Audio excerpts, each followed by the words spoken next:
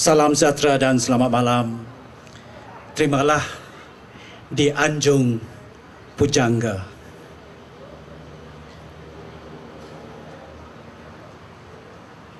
Demikian terperi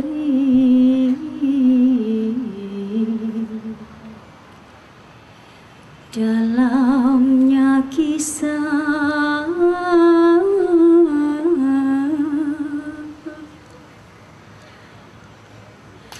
Pujangga Silam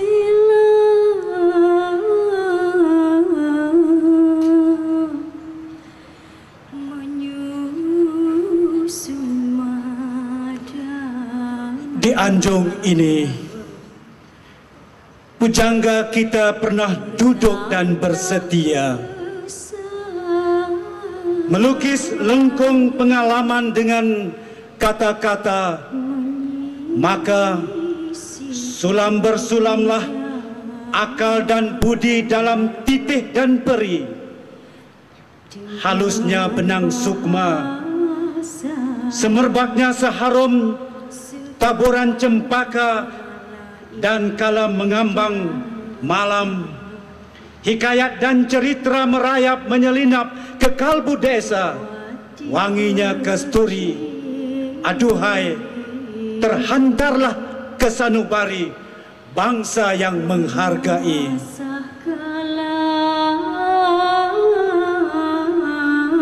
Pujangga ini menggauli percik dawat dan kenal ruang mengasah kalam.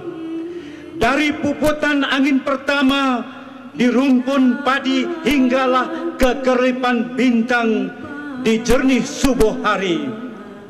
Kias dan tamsil lalu direntangkan elok, mencantik menghampar beranda peribadi.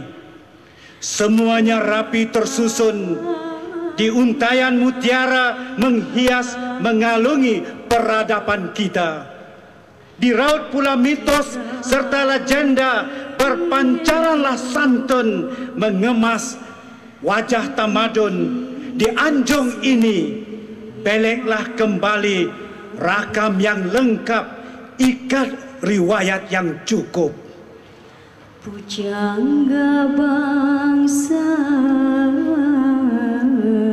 akankah pulang kita semula ke Anjung kesayangan ini, duduk dan semula bercerita tentang kasih, tentang mimpi, dan tentang ketulusan yang abadi.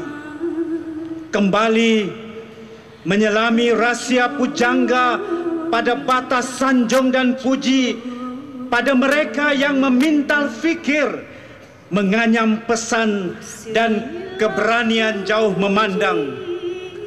Usahlah dikesali kita yang telah sekian lama menggetus rindu di julai waktu. Telah juga kita suburkan alpa, menebalkan lupa, memudarkan puput warisan dan pusaka. Ini Anjung kita, anjak kurun biarlah mengguris kagum. Waktu masih akrab, makanya dengan yakin carilah letak dan duduk makna. Kita di tengah citra rumit, di sisi cermin sempit, dan di atas bimbang yang kadang-kadang membelit. Ada racau kemanusiaan di mana-mana, ada tusuk kesakitan timpa bertimpa, ada terjah terima menyucuk ke saraf bangsa.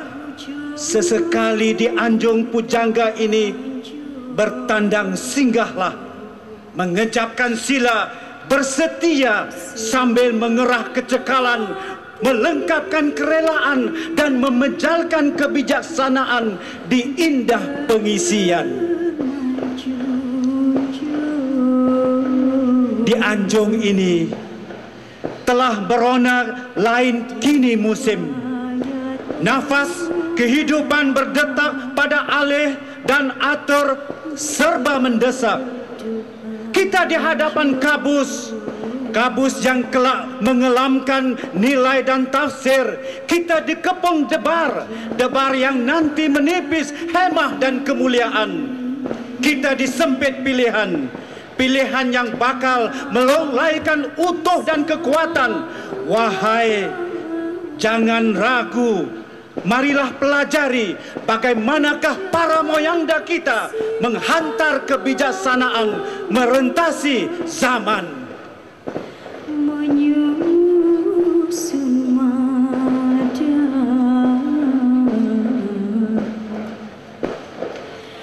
bertatah pesan, menyisih gundah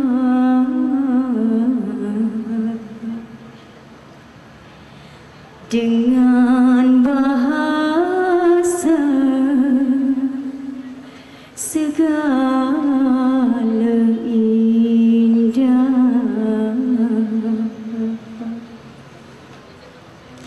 Terima kasih.